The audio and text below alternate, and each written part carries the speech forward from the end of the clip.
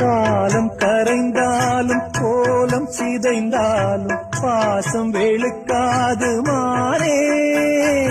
நீரில் குளித்தாலும் நெருப்பில் எரித்தாலும் தங்கம் கருக்காது தாயே.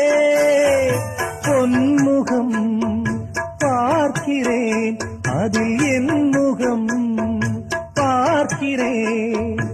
இந்த பொன்மானை பார்த்து கொண்டே சென்று நான் சேர வேண்டும்.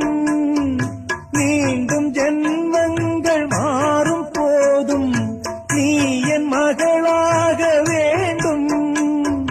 பாசராகங்கள் பாட வேண்டும். பூவே பூச்சூடவா